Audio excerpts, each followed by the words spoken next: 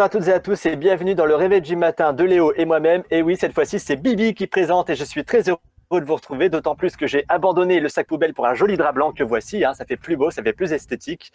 Et je demande à Léo pour savoir comment il va ce Oui, matin. bah très bien Sébastien, heureux de te retrouver. Ah bah on voit que t'es réveillé en tout cas aujourd'hui. Ah bah c'est sûr, j'ai pris une quantité excessive de café tout à l'heure et en plus de ça, je suis tombé de mon lit, alors raison de plus. Le café c'est bon pour la santé, je vois ça. Et tout de suite, En voici le plus. Globe de l'actu par Sébastien Desmet avec une édition spéciale Covid-19.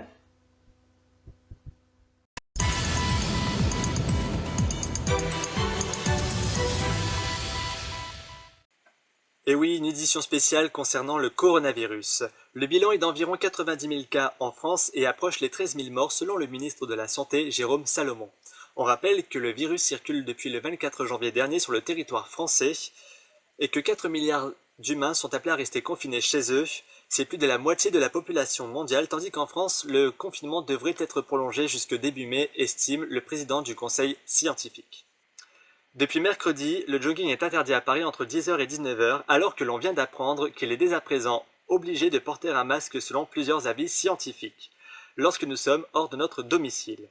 Plusieurs communes vont distribuer des masques à tous leurs habitants, Nice, Bordeaux et Mandelieu-la-Napoule, afin de rendre ensuite le port du masque obligatoire à l'extérieur. Alors, on va vous demander un avis, que vous pouvez laisser votre avis en commentaire. Que pensez-vous du fait que, par exemple, on oblige à l'échelle nationale, pas que dans ces trois villes citées, mais à l'échelle nationale, de porter un masque obligatoirement? Qu'est-ce que vous en pensez? Vous pouvez répondre à cette question en commentaire, vous donnerez votre avis. Nous, on se chargera juste de prendre tout ça en compte. On n'a aucun pouvoir pour changer tout ça, et de toute façon, on ne va pas vous contredire, vous êtes libre de vous exprimer. Voilà, tout simplement. Pas-de-Calais, un homme tue sa concubine et deux enfants. Un garçon de 8 ans, une fille de 16 ans et leur mère de 35 ans ont été tués à l'arme blanche dans la nuit de dimanche à lundi à Carvin selon les secours. Âgé d'une quarantaine d'années, l'homme aurait ensuite tenté de se suicider. Il a été transporté à l'hôpital de Lille, mais son pronostic vital n'a pas été engagé, a-t-on précisé de sources policières. Le parquet de Béthune a été saisi de l'enquête. Et on termine ce globe de l'actu avec la vidéo du jour. Besoin d'une bonne bière fraîche? Une escapade pour libérer votre esprit de la maison? Eh bien c'est possible grâce à Olivier James qui a créé une tireuse à bière de 5 litres du nom de Beer Up. Facile à transporter avec un système de remplissage par le bas de votre verre et avec un système de refroidissement. Laissez-vous séduire par cet objet. Attention, l'abus d'alcool est dangereux pour la santé, donc à boire avec modération bien sûr, à consommer même avec modération. Mais je vous propose de regarder tout de même ces images que voici. Bonjour, donc voilà le Beer-Up. La petite tireuse en fait qui fonctionne avec des fûts de 5 litres. Donc vous mettez votre fût bien frais dans la glacière avec une petite film de gel tout autour. Le petit capot. Voilà. Vous prenez un gobelet Beer-Up et vous faites monter la bière.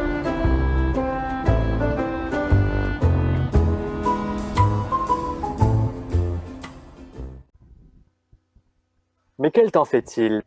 Eh bien, nous allons le savoir tout de suite en regardant la météo.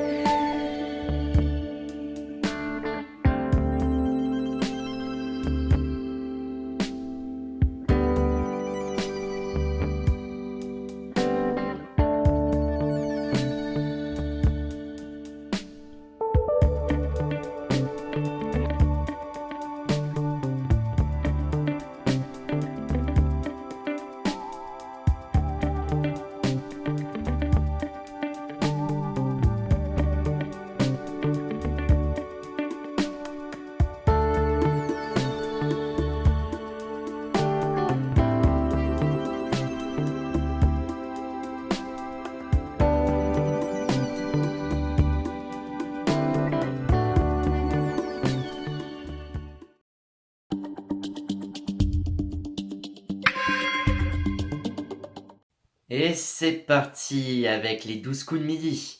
Eric dépasse Paul en termes de gains remportés. Il n'est plus très loin du record des 800 000 euros et des 193 participations de l'ex-champion Christian Quesada, incarcéré, je le rappelle, pour détention et diffusion d'images pédopornographiques ainsi que de tentatives de corruption de mineurs. Et en plus de ça, il vient d'être jugé ce mercredi 8 avril, à huis clos et par visioconférence. On l'a condamné d'une peine de 3 ans de prison et 5 ans de suivi socio-psychologique à l'issue de la peine. Et c'est largement plus loin que notre participation à Sébastien et moi-même au jeu, et pas besoin de vous en faire un rappel. Voilà. Les succès et les ratés de la semaine. Belle poursuite pour la série Les Bracelets Rouges sur TF1 lundi dernier, avec 5,5 millions de téléspectateurs.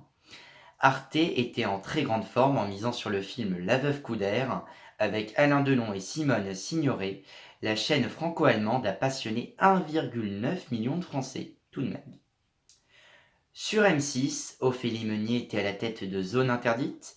Le magazine consacré aux zoos a intrigué 2,1 millions de téléspectateurs, ce qui rend le programme sous la barre symbolique des 10% de part de marché.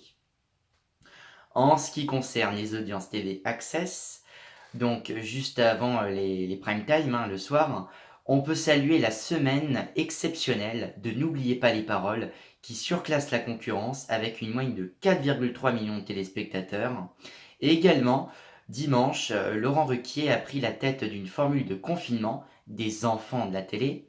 Le divertissement a attiré 2,6 millions de téléspectateurs. Pièce de théâtre. Une nouvelle pièce de théâtre intitulée Par le bout du nez, un psychiatre à l'Élysée, avec François Berléand et François-Xavier de Maison, qui se produiront à partir du 8 septembre 2020 au Théâtre Antoine. Je vous propose un petit extrait vidéo.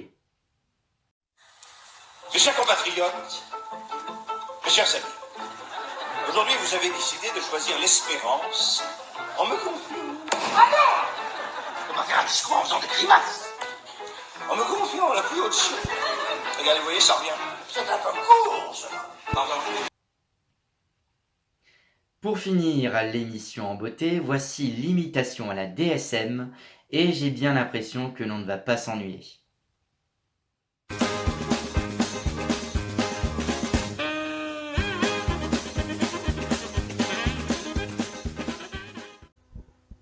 Bonjour Stéphane Bern. Bonjour Léo. Où résidez-vous actuellement? Eh bien, je passe mon temps au château de Montcu. Ah, bah il doit être très étroit alors.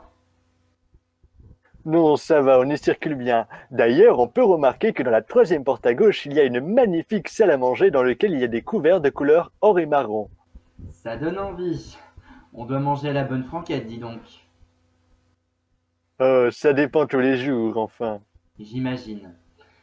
On a appris récemment que l'Eurovision 2020 est annulée. Quelle est votre réaction à ce sujet? Eh bien, je dois vous avouer que jamais j'aurais cru voir ça un jour dans mon existence, de voir la France à égalité avec tous les autres pays européens. Pour Tom Leb, ce n'est plus The Best in Me, mais The Best in the Lose.